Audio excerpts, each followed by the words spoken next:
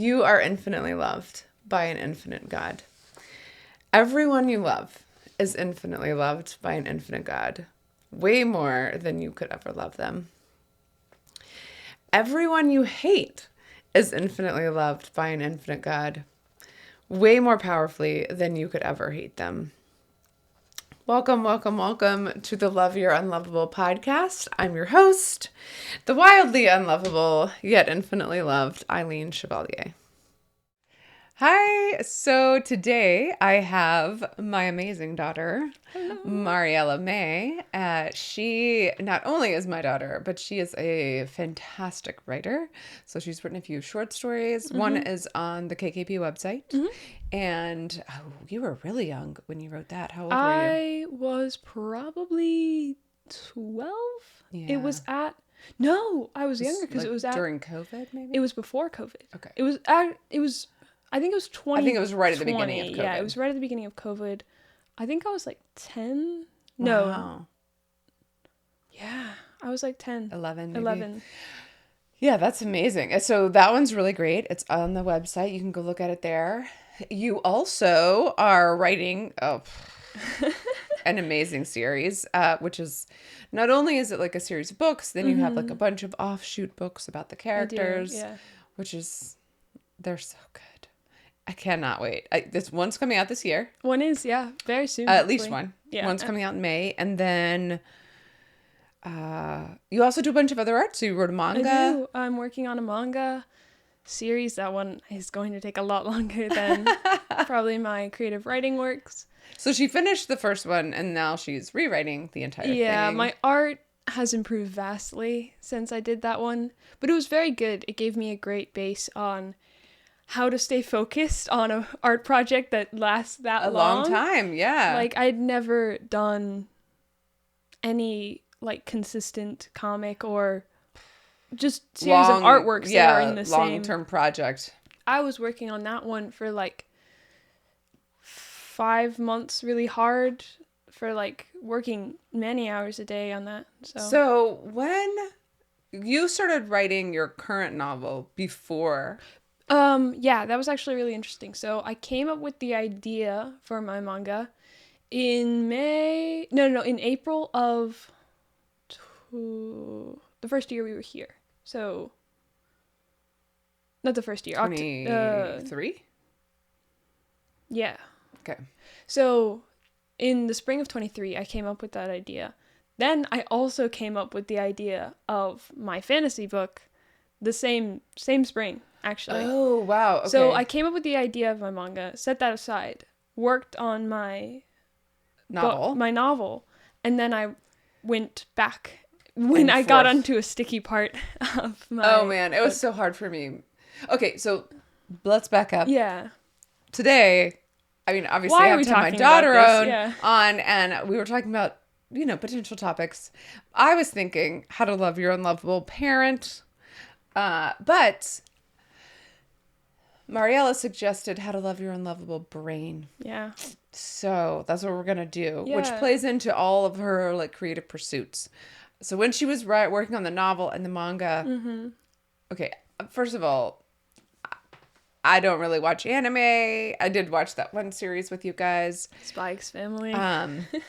Yeah, it's really funny. But I don't, that's just not my genre. And so I think I personally wasn't as excited about that work. Yeah. And I have my own, baggage with anime from before. But then you wrote this novel, and it was so good. Yeah. And wow. This actually is a pretty common occurrence. I mean, I'm sure if you have a sibling, your parent will most likely confuse your names. I used to never understand how parents did that. And then I became a parent. And I was like, oh, well, that's what happens. Right. So this one, whatever her name is, when you started writing your novel, she would read to us at night. So she would write during the day. She would read to us at night. We have been reading together as a family forever.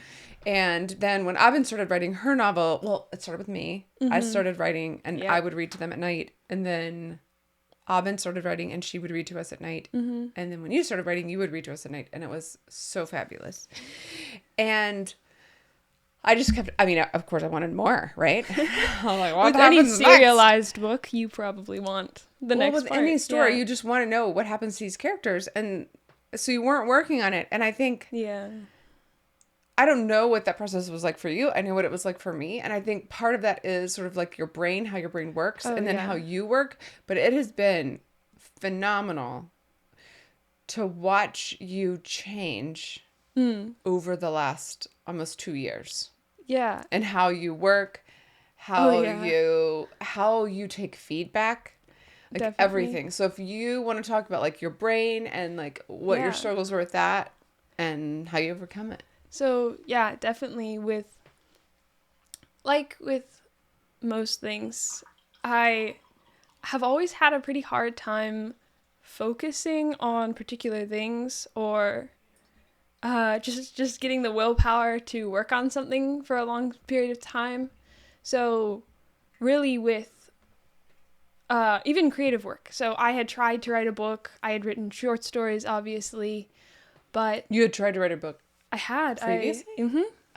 But I got like 10,000 words in and, I kind of got stumped. So it was 2 years before I really did creative writing again. And that was this book now. So, and I mean, I'm 114,000 words into it. So a lot more. Right. And it's been a really tricky process to almost become motivated or like become personally motivated.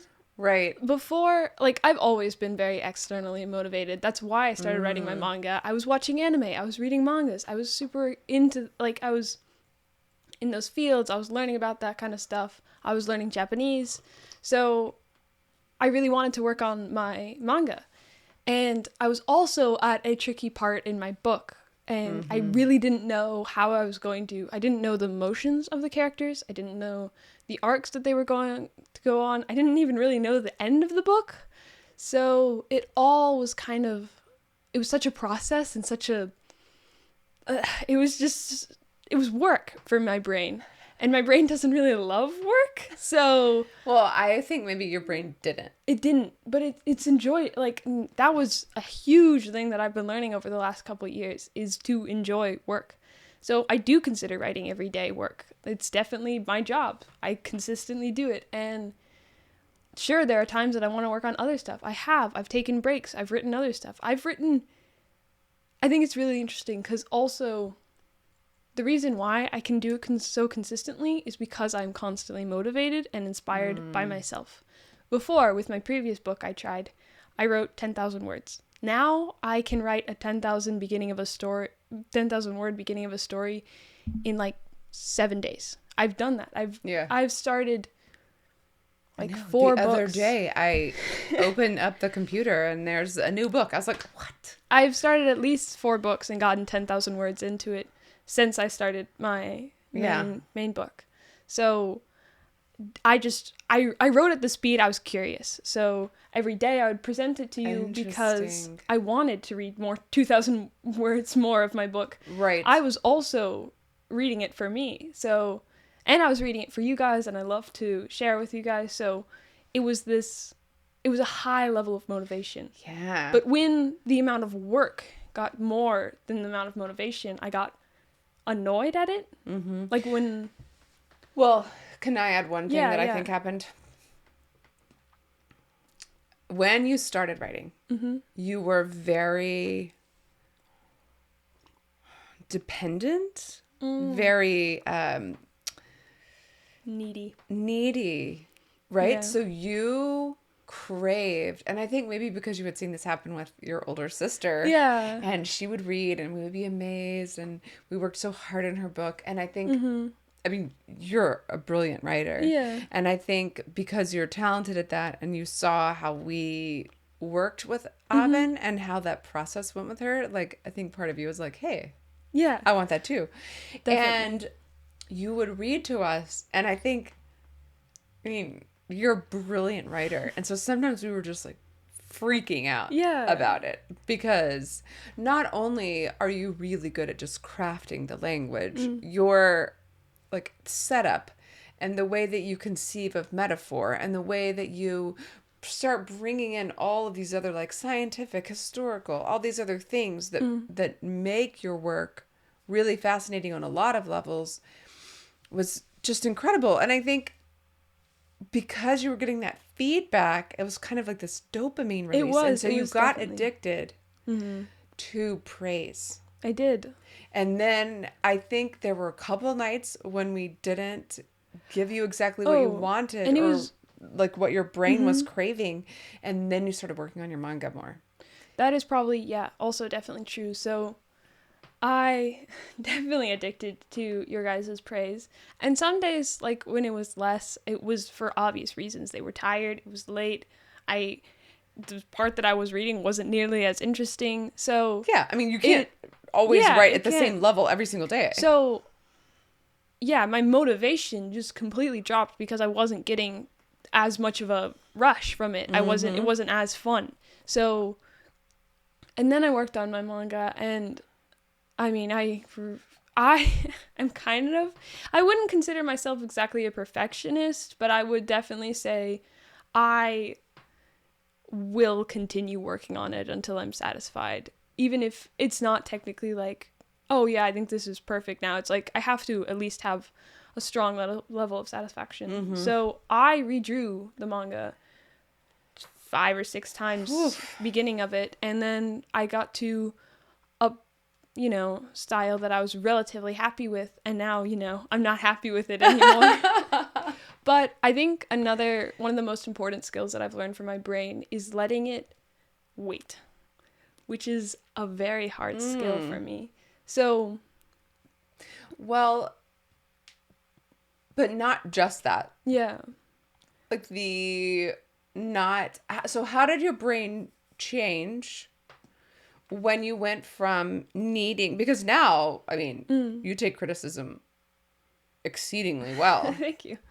And part of that, I'm sure, is just that it happens on a daily basis. Yeah. Like, this is something that happens a lot. Like, especially being in the editing stage, that's pretty much all you're getting. Yes. What was it, last summer when we started editing your book? I think we did like 2 days of me reading and then giving you suggestions. And it was No, I gave you a suggestion and you made your book. Like, that scene that I asked you to add or I asked you to like make it more. It was really helpful and wonderful. But I think it was also harder for you. And definitely. I don't know if that was a dynamic between us, because now you edit with Aubin. No, I don't think it was really about who I was editing with. It was my pride. I had this obsessive pride that my work was mine. And I was very afraid. Oh, right. I was very, very afraid to get advice or inspiration from anyone else, because I thought that it would make my work less mine. I thought that if I got another perspective or someone told me what they wanted in it, it would suddenly become not my book or a collaboration. And I was always so scared of that. I was scared of losing almost my autonomy with it. But it almost made it more my book, because it made me realize what I was missing. Like, it's like you can't really see yourself perfectly, Right. Like, you can't properly have an opinion with only one point of view. Well, you need a mirror to know what you look like. Yeah, exactly. So I was so obsessed with just trying to draw myself without a reference, or like draw this book without an idea of what I was going off, or like it was just solely one point of view, one reference. It's like if you were trying to draw a really complex castle, but you only had like a reference of a brick, and you're just like, okay, now we're gonna do this. Yeah, and even you only have like your own interpretation of how it's landing. Yeah, but that doesn't really work, because you're the one who I've thought about it so much. It doesn't. You already know everything. Yeah. But that's not necessarily what you're communicating. So you have to know like what it is that you actually communicated in the work. So pride. I mean, pride's a biggie, right? I think that's like the number one biggest problem with all of our brains is our pride. Oh yeah, definitely. So I think.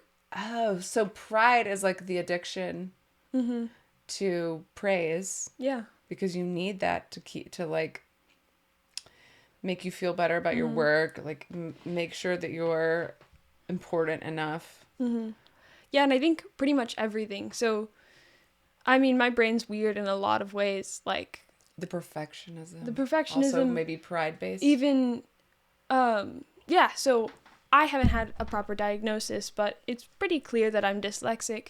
Oh yeah. And so we all are. We all are in this pretty much. I mean, Dad isn't. And Aubin is. Hank is. Yeah. Aubin's a little bit.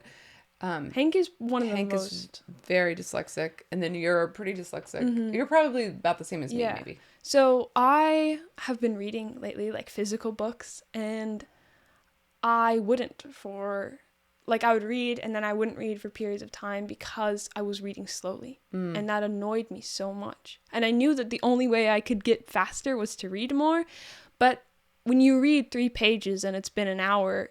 Yeah. It's just so annoying that you just want to put it down. So that also connects to my pride because I was proud that I could read and I could. Right. And it was almost pride in something I wasn't yet. I was like, I'm proud that I will become a fast reader. Oh, interesting. And so I felt shame in the fact that I wasn't yet. Right. So it led to like the coin reverse problem of pride. Mm. So, and that you're working on right now. Oh, yeah. You're reading a lot more. Mm-hmm. So, do you think, is that what you were talking about when you were, like, being more patient? Like, is it because you're able to be more patient with yourself that you're able to spend the time doing the work of reading when you're reading really slowly, but you're just like, okay, this is going to happen. Mm-hmm. I just need to relax into the process and not judge it. Yeah. Because I think pride is inherently a judgment. Mm-hmm. So, what do you think? Yeah, definitely. So, especially with, like, reading, even, like, chores, I would get so annoyed at how slow I was going with it. Is like, because I would see other people in even just the house doing their chores faster, and I was like, well, I'm not fast, so either I'm doing something wrong or I am wrong. That was always, like, my perspective on it, which is a really toxic perspective, because I was just moving slowly because I hadn't learned it yet. Yeah. And it led to serious problems of me never doing my chores properly. Like, I wouldn't do my laundry, I wouldn't clean my room, I wouldn't like wash my sheets and stuff. So it just amassed, and it meant that I was constantly surrounded by what I thought were examples of my failure. Right. So there's a negative loop. Yeah, it's like this very disheartening, like, surroundings. I mean, now I wouldn't say I'm proud, but I'm super excited that I keep my room clean, and I'm excited that I do my chores, and I'm excited that I work every day. And before, it was always based off of dopamine that I got from succeeding. But now it's just, like, doing. Right. Because, like, even when I would clean my room before, when I was motivated solely on success, I didn't feel as much of a rush, because it was like, no one is... praise it, like, it wasn't as much. Well, and contrary to that, I would give you a hard time so much about, you need to do this and you need to do that, and why didn't you do this, and why, like, I was really negative and hard on you, which I think was also, like, reinforcing that like, I'm failing. So it wasn't just that, like, you could see it, it was also me bringing those things up all the time. And I think at some point, I don't know if I just got tired, but I stopped doing that, and then you started getting better. Yeah, I think it's also like, well, if I'm already failing, why would I try? And that was a really toxic mentality that I had in a lot of regards. Like, even just when friendships would go south and things would, like, it's like, okay, well, if it's already like, if I'm already failing, why should I try? Right. But now I'm so excited to try and just, like, learn to try. It's a big learning curve, but well, I think part of what happened too is that, okay, so I think with your book, you write this book, you finish it. Yeah. We can't publish that book. No. Because it's not ready. Oh, yeah. And I think that was hard for you. That was so hard. Because you were like, wow, I just spent a bunch of time. I was really proud of what I wrote. Yeah. But now it's a mountain of work. Yeah. And I think, so we worked on it for like 2 days. So seriously, only like 2 days. We were like, yes, we're going to edit this book this summer. No, we didn't do that. We did the 2 days. And you did work on that one scene. But like, you were adding that scene. You weren't correcting other things. but you were so motivated to get that book out. I think it was a cost benefit, right? So you're like, want the book to be finished. It's going to take this much work. Which is more important? Yeah. You know? Yeah, exactly. And then once you start the process, seeing what you can actually do when you fix scenes or fix language or like edit out things or once you see that process work and happen, then that's success. So nothing breeds success like success, right? So like that success makes you excited to do it again. So then you start applying that, like how you do anything is how you do everything. So you start applying that to everything else in your life, I think, because it was after that you started really doing so many other things. Yes. And not just like when you were gone in the summer and I like painted your room and fixed it all up for you and you loved it. And then you were like, wait, so you started taking things down. You made it yours. And I think there's something to that ownership. Of like, this is my space. This is how I've made my space. And this is how I want to keep my space. And you feel empowered to do that. And if you know, because in any area of your life, you're like, okay, I made this thing and then I worked on this thing. It's not enough just to make the thing first. You have to like cultivate that and make it even better. And I think you just started applying that concept to all these other things in your life. And it's fantastic. Yeah, I mean, even with like my body, like I've been really excited to work on dance and doing ballet. So well, and it started with volleyball. Like, and it started with volleyball. You got I was cultivating excited about my body. volleyball, and you were like, "What do I need to do?" And you started doing all the training stuff and working on it consistently. And you could see how you improved. Oh, I did a 3-day camp. I woke up every day in so much pain, but Havin would drive me to the camp again and work for 8 hours, and it was the most muscle I've ever grown in a short amount of time, and it was amazing. And before I had done, that was probably the time before that was the least amount of physical activity I'd done in my life. Like there was this span of time right after COVID. Right. Things were moving slower. We had just, like, we're kind of far from our friends, so. Yes, and the housing situation was really different. Things were just very slow, and I mean, I'm homeschooled, you were off at work. Dad was off at work. So it was all just kind of less But active. You did get roller skates for Christmas. I did, yeah. We did roller skating. So you started getting outside and doing things. Then you decided you want to do volleyball. So we got you volleyball. You started playing around.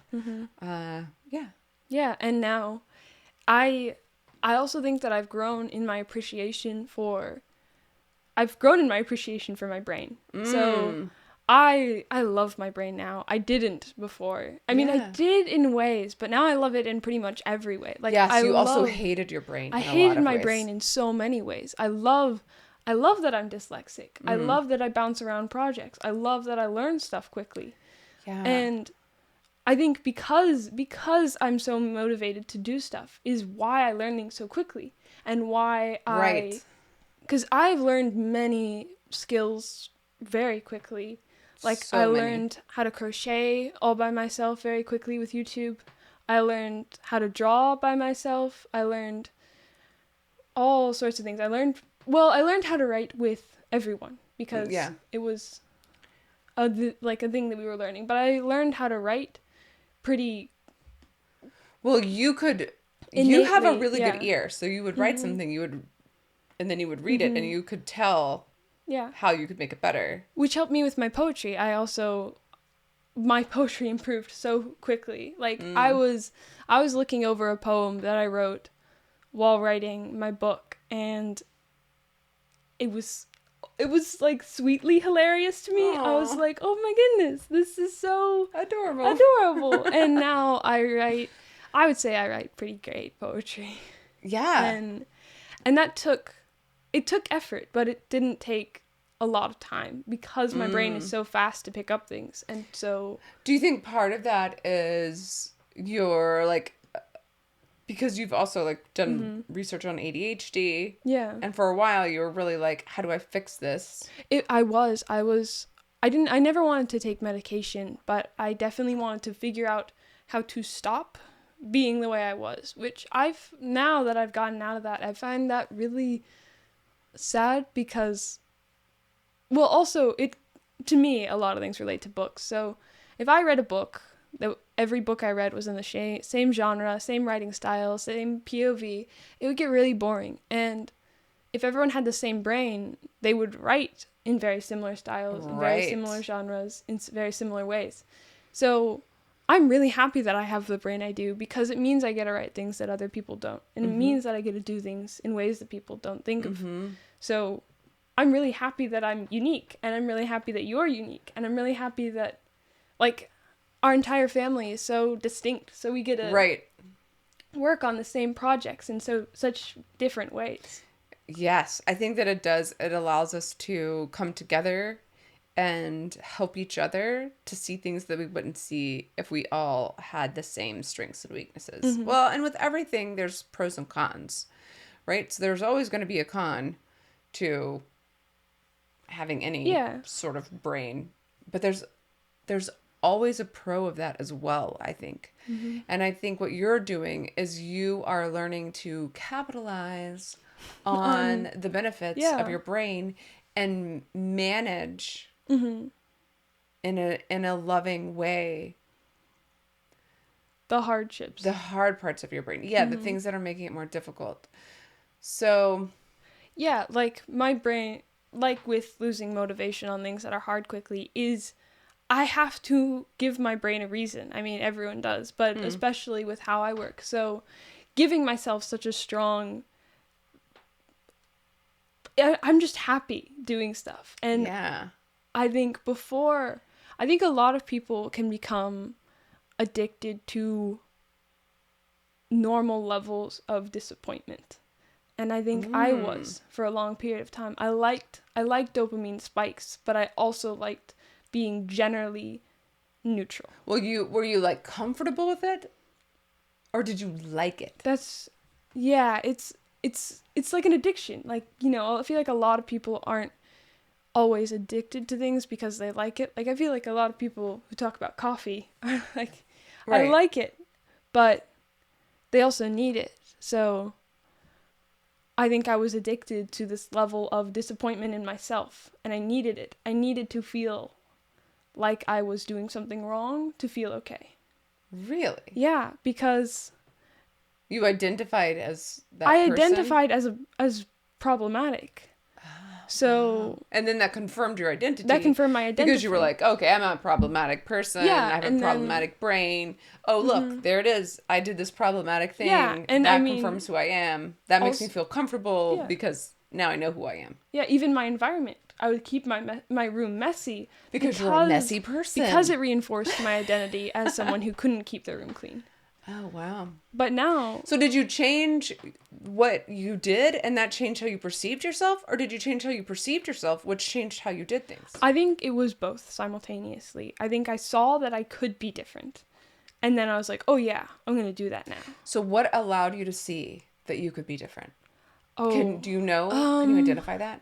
I think it was a lot of things. So I did a very short period of time at public school. And then I retired from public school to work on my book, and I think that it showed me, first of all, how much I appreciated my just previous working at home situation, and it also showed me that I could be myself in so many different ways, because at school I was in a really high grade class. And I mean, I always knew I was intelligent, but I don't know, I was just doing the things. I was waking up early. I was getting dressed early because the school had a dress code. So I would always be in dress code, and I would always have like my schoolwork at the same time. So it gave me this like rhythm that I had to keep to. And I don't like public school, and I don't like that particular rhythm, but it showed me that I could do it, and I could.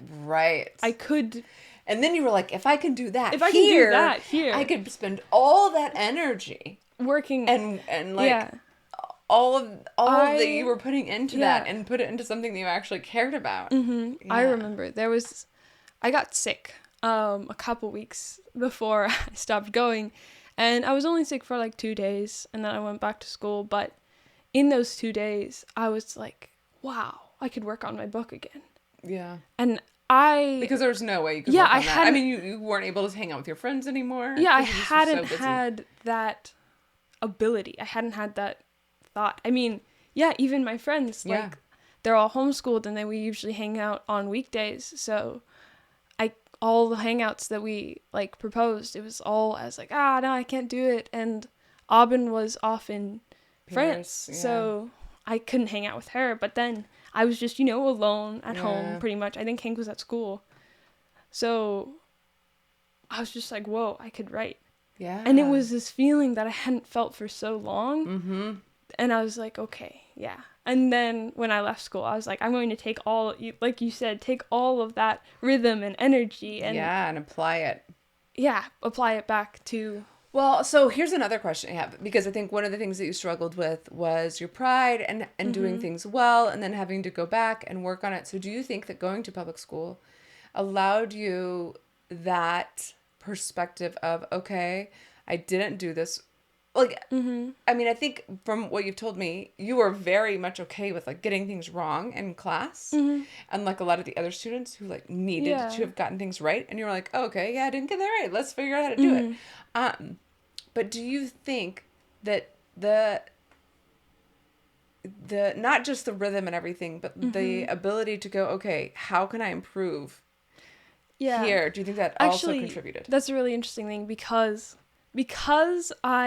first of all, I was like, I never planned on spending another year at that school. I planned to go to a different school. In Japan. Yeah, in Japan. So I knew that this was the only year I was going to see these people. So I wasn't concerned about their opinions of me, about messing up in front of them.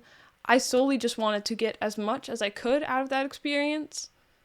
Like, yes. So I focused on the classes I cared about, and I did the work for the other classes, but I pursued interests that I liked. I joined clubs that I enjoyed, and my brain was completely overwhelmed all the time, and I was so exhausted, but I still focused on the things that I wanted. Like, I had an amazing teacher there, and he had both sound production class, which was what I was in, and film production class. Which you tried to get in, but they didn't let you take it.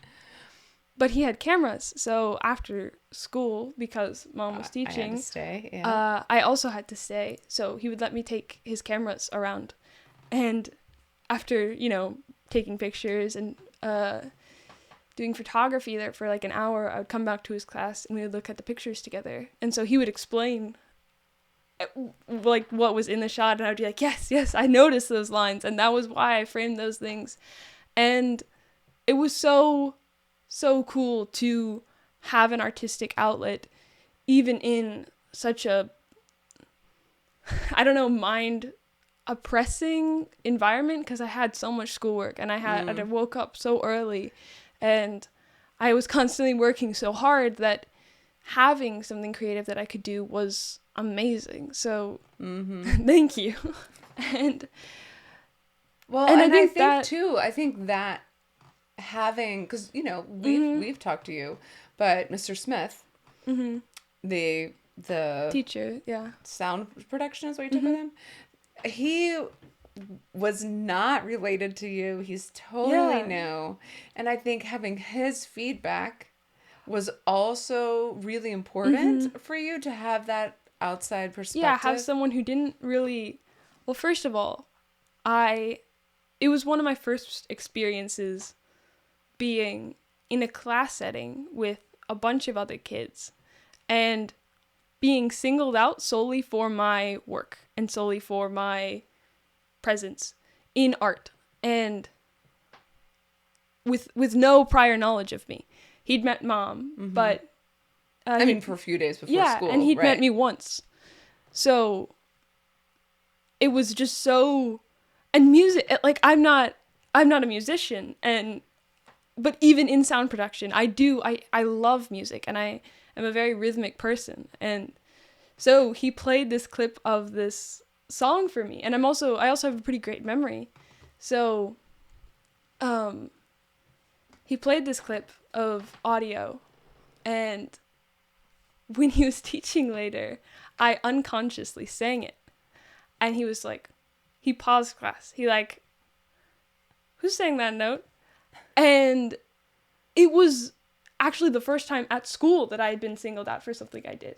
Oh, wow. Later on, like my math class and even chemistry class, like there were things that I got singled out for in like a good way. But that was the first time any of my teachers had just been like, okay, what you did was great. And I don't know if this is true, but he said that I had perfect sound memory or something. It was like, because you could remember. I could remember the exact tone and the chord, like, and the. Oh, interesting. And I did it like 5 more times. Yeah. In the class. So it was such a crazy experience for me to just be like, oh yes, because that's like how my brain worked. And for a long time I had felt almost bad for how, I don't know, like I did it unconsciously. I sang it out loud unconsciously, and you know, sometimes I make noises and or I'm just like talking. Well, you always made little songs. I always made little all songs. the time when you were little. So it was just, it's also like how I act when I'm excited, and I loved his class from the very beginning. So I was excited, so I did sing it, and it was such a cool moment to have someone recognize something artistic I had done and be like, that was cool. Yeah. Especially someone outside of my immediate family. Right. Because you guys had seen me. You'd seen me learn. You'd seen me do it. But it was, like, new. Right, and that recognition, the external recognition. Yeah. And I think something even cooler that came from that was almost a separation from my need of external recognition. Because, first of all, I don't think that most of the kids in that class... Oh, no, they didn't get it. They didn't get it, and also I don't think that they liked that I got it. So, well, I don't even know that they could recognize that you did get it. Yeah. Because of course, Mr. Smith would talk to me, and he'd be like, he's like, your daughter's the only one who gets it. Yeah. But then, like, halfway through the year, he was like, some of the other kids are finally like, oh, that's what she was. So, even with, we had a portion of class, the semester was split up into 2 things, podcasting and actual music production. So the second half was music production. I was only in for a very short amount of time. I'm kind of sad about that, but I had a great time with doing podcasts as well. So first day of music, we had to sing. We had to go up and sing. And something that I have also learned about, like, had practice, was being confident. And school was a perfect place for me to learn, because I was like, I honestly don't care what your opinions of me are. Like, do you think that would have been different if you had known you were going to be there for 4 years? Yes. Interesting. I think so. And so maybe that's why people like camp. Yeah. Because you're like, oh, I'll go to camp. I'll meet these people. Yeah. It'll be a week. Never see him again. And yeah. Yeah, and it was also just, I usually don't care as much about the opinion of people who I don't like, I don't know, look up to. I do respect people, but right, I didn't need you their want feedback from people who are above you. The reason why I loved all of you guys' feedback is because I knew that you guys were great storytellers and great artists. So that was why I cared. My classmates, not as much. Sure, I'm sure that some of them were great artists, but I didn't know that, and I didn't have that, like, idea in my head. So we had to sing for the start of music production, and everyone in the class was like, what? We have to sing? And I was hyped. I love singing. So we all had to sing, and I came in, I think my group was wrapping up our last podcast. So I came back in, and he was like, all right, it's your turn. And I was like, cool. Do I have to sing anything in particular? And he was like, nope. So I just started singing. I sang for like, maybe 45 seconds. Everyone else had sang for like 10 seconds. And And then, you know, when I sat down later, he was like, the people who are getting A's in this class are the people who are honest and working. And he was like, and that's why she's getting an A. And that was such a amazing feeling. Not like anything about like, you know, the other kids not getting A's, but just the fact that me being myself was getting me an A. And the fact that... Right, because you weren't trying to get an A. I wasn't. You weren't like, what do I need to get an A? No, I wasn't. What are the little boxes? You were like, okay, let's just do this. I was being completely honest. And I think that severely shifted my perspective of me being a problem. Because it meant that me being honestly myself, I was succeeding. That is what was, So that was a really, really cool moment. That's amazing. Yeah. Nice. So what about the rest of your family? Do you think that any of our brains are problem/opportunity? Problatunities? I think we all have problatunity brains. Yeah. I think all in very different ways. Like, you're very creative and you're very focused. And you can you can work for a very long portion of time and you get very detailed and it's beautiful and you make such amazing art. I think your problatunity here is that you are also a perfection. You're very much. Yeah, I think I've gotten better about that because definitely. I think so when I started teaching, so I taught when I first graduated. I taught for 3 years and then got married, had kids immediately, and taught you guys for years, and then I taught in co-op settings at classical conversations. I taught as a grad student. I taught classes, and so of course, you know, when we were homeless for a little while, I was like, oh, let me start teaching because I need to do something. But the position that I got, which I was so thrilled about, because when I was getting my master's in education originally, before I got married, I was getting a master's in elementary ed. It was actually a co-master's elementary ed and special ed, but elementary is what I was really excited about. And so I got this opportunity to teach in elementary school, and I was so thrilled. And I failed constantly every day. Yeah. The first day, this parent was so furious with me. I think that was my first big failure moment. Because so I had everything written down for how the kids went home. And he walked his son in and said he needs to get on the bus. But I didn't write it down. And of course, it's my first day of teaching elementary school ever. And there's a billion things that I'm having to remember. And of course I thought, oh, of course I'll remember this. No, didn't remember it at all. And so I didn't put him on a bus. And he left work because he found out from his daughters who were in middle school and had ridden the bus in middle school. Like if they had been in elementary, they just would have known that he wasn't on the bus and gotten, like they would have been able to get him before. They were on a different bus. But they didn't pick them up until after they left the elementary school, went to the middle school, then picked them up. And of course they're freaking out because their brother isn't on the bus. And then they get home, they call their dad. They're like, he wasn't on the bus. So he has to leave the middle of work, come up to school. I'm sitting with him like, I wonder why he's not getting picked up. It was so awful. I felt horrible.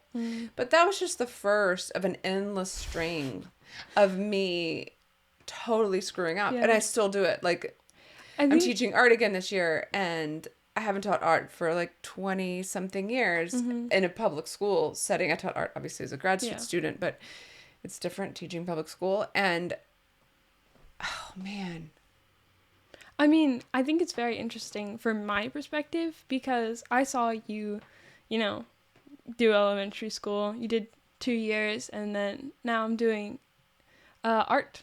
And I think it got harder every year, but I also think you got better at handling it every year. Yes, absolutely. Because I mean, kindergarten, low stakes, right? Yeah. But stakes. I mean, you got to teach them how to read, like all the beginning reading stuff. And then you did first grade. Then I did first grade. Higher stakes. And it was just a harder situation. Again. And then this year with art, like obviously low stakes, but pressure on myself internally anyway, plus different situation, like completely different situation. Like everything different is totally system, different. Just gobs of children every day. Anyway, so I think I got really used to failing all the time. Yeah. And I had started loving myself. And it was like, well, here you go. Try it out. Do you really? Can you really be patient with yourself? Can you really let yourself feel that forgiveness? Yeah. Can you have these skills that you've started developing? But it was like the fast Just a little track seed to really being patient with myself and forgiving of myself. Yeah. Even when other people potentially weren't doing that for me at school. Do you know what I'm saying? Yeah. Like, I had some really amazing principals. But, you know. Yeah. It can be tough to keep failing. But I think it's important. It's kind of like you were saying where they, like, built on each other. Yeah. So I had this base level of, like, oh, I can love myself and be patient with myself and forgive myself for these things. And then it's like, here's the things. And then here's the things, and I fail, and then I get to practice. Being patient with. And then I can do it more. And then I make a bigger mistake. Yeah, it's like a muscle that you're training. Yeah. So I've gotten really, really good at that. And I think, so the perfectionism of like, oh, I have to make this perfect. Kind of goes, it's not going to work. Yeah, and especially in teaching. Teaching is so, and I think it's the same with books, right? Because every single person reading a book or every single person looking at a piece of artwork or anything becomes a collaborator almost. Yes. And so they experience that work differently than anyone else. Like even with this podcast, like everyone who would listen to it is going to experience it differently. So who am I making it perfect for? Yeah. Do you know? Yeah, it's such a hard thing. You can't really calculate it. Yeah. And you can never guess. Like, some person might be like, oh my gosh, that was the most impactful thing ever. And you'll be like, oh wow, I didn't even like. Right. So I think like letting go of that judgment about it and then just doing it and seeing what happens and knowing that whatever happens is a process. Earlier when you were talking about school and knowing that you would only be there for a year and you were like, remember when we went to Mexico and the guy was like, oh, don't be lazy, be crazy. Nobody knows you here. He was trying to get everyone to go to like water aerobics. So we used to quote that to each other. Yeah, all the time. I mean, it's so great. Like, oh, who cares? Just go do the thing. But I think if we can see our lives bigger picture like that, like it's okay. I mean, who are these people around us? Like we're all fallen. Like who are we trying to impress? Let's just live our lives in freedom and expression and growth. And yeah, we're going to mess up. We're going to mess up all the time. We're going to keep messing up until we die. But like, let's also do the thing.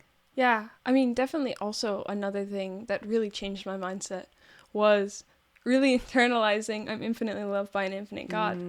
Because, you know, I like everyone, I've sinned. I've had huge problems. I've done really bad things. And for a long time, I never knew what I would say if someone confronts me with it. But now I'm, like, I had this dream where I was, like, you know, on a talk show or something, and someone confronted me with, like, a problem, like an issue that I had done, and I just responded, I'm infinitely loved by an infinite God. Yeah. And that moment was so impactful for me because I can't change things. No. But I also can't change the fact that I'm infinitely loved. I can never... Absolutely. I can never... Not be infinitely loved. Not be infinitely loved. So can't change how God feels about you. Yeah. So that was also, it's also a reason why I can work almost like it gives me the motivation to fail, because I feel like if you aren't ready to fail, you're never going to work, or especially work on something you're not used to. I've never edited a book before. This is the first time. It's really hard. Yeah. But I'm excited to fail because I'm excited to do something I've never done before. Well, the only way to get anywhere is to fail. Like, you're not going to be perfect at things the first time you try them. So if you ever want to learn anything new or grow at all as a person, you're going to have to just get ready to embrace the failure train. This great quote by, I think, Einstein that I have on my quote board is failure. I think it's failure is the road to success or something. Anyway, it's so great. I have many quotes on like that. And it's just like, you're going to keep failing. There's no point in time where you're not going to fail. There's no level of excellence you're going to reach where you don't mess up. And so right. I think really internalizing that and really taking care of myself through that, like being gentle with who I am. Allowing that to happen. Allowing that space. And also, like, again, failing is the path to success. So even with reading, even with like the things I'm slow at or the things that are really hard for me, making habits also kind of hard for me. So just all of these things that have been really tricky for my life. It's just like, yes, fail, please fail. Like I'm encouraging myself to fail in a way that I haven't done before. Like if I fail by staying still, that's not a good thing. But if I fail by keep doing things that... Right. That's the only way you're going to be able to succeed is if you try. So... Nice. Well, I think that's amazing. And I would love to have you on again. Oh, absolutely. To talk to you about how to love your unlovable mom. Oh, I would love to. But, I mean, I do think that was amazing for the brain. Is there anything else that you want to, like, talk about with... I think brain? The biggest thing I would say to anyone who's worried about their brain is that's your brain, okay?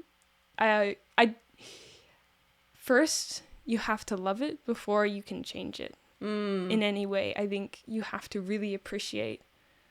Well, first you have to see it. And once you see it and really reflect on it, I think you're going to find a lot of things that you appreciate that you haven't even thought about. Oh, and just like taking the time to appreciate all the things about your brain. Yeah. Well, and I think too, like all the research shows that your brain can change and grow and become better. Yeah. And so if you recognize the capacity that your brain has for improvement, then it's worth taking the time to do the work, to exercise it and expand it so that it can perform in the way that will be exciting to you. A really fascinating thing that I've been wanting to do.